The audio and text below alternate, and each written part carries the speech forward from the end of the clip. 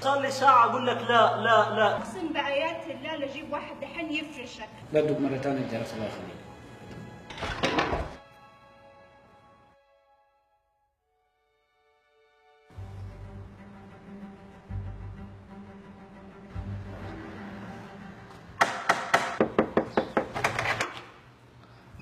محمد احنا جيرانكم، ابغى الصحن. صحن ايش؟ انت اخوي جاب صحن نبغاه. جيران أي شقة؟ اللي تحت. اللي تحت أي حقت عم محمد اليماني؟ ايوه. لنا 5 سنين هنا. 5 سنين هنا؟ 5 سنين. شوف زي وجهي؟ ولا مرة. كيف انا مسلم عليك. ما عمري شفتك أنا. كم ما عمرك شفتني؟ تراني جارك. ما اتوقع عندهم ولد في عمرك. لا عندهم. يعني عمرك ما قابلتوا جيران؟ ما اعرفش جيران من طيب. صحن من الجيران اللي جنبنا. حبيبي مش هنا، اكيد غلطان. ما عندي صحن، أنا أساسا ما عندي صحن بالبيت، مين يجيب صحن؟ ما بياكل بالبيت. والله ما اعرف حبيبي، لكن ان شاء الله تعالى لو حصلناه حصل لك هو. ألو حجاب لك صحن بالواكل أمس؟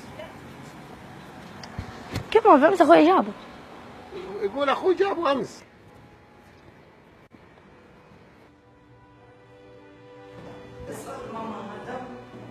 لا مو ده. ايوه هذا كان. كذا هنا في له ذهبي من هنا مدور كذا. هذا اللي عندي احساس مو هو. شوف قول له هو ولا مو هو.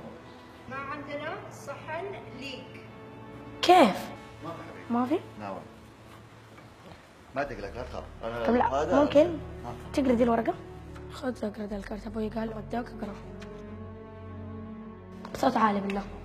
اقرا لي بالله بصوت عالي. الحقيقة أنا مو جارك، بس أنت ما كنت متأكد. افتح أبواب دارك وعلاقتك بجارك. جدد سابع جار. هذه تجربة اجتماعية. تختبر صلة الجيران ببعض.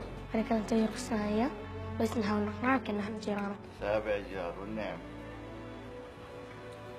ايش تأمرني؟ أنا فهمت عليك. مين اللي جابك أنت؟ انت عشان كذا استغربت انا لانه ما عندي حاجه انا. احنا فعلا مقصرين مع بعض كثير، بيننا وبين جيراننا يعني علاقاتنا ما صارت زي زمان. أصبحنا إحنا في كل من في عالمه، مقفل بابه عليه، ما يخرج ابدا. ما يخرج أبدا.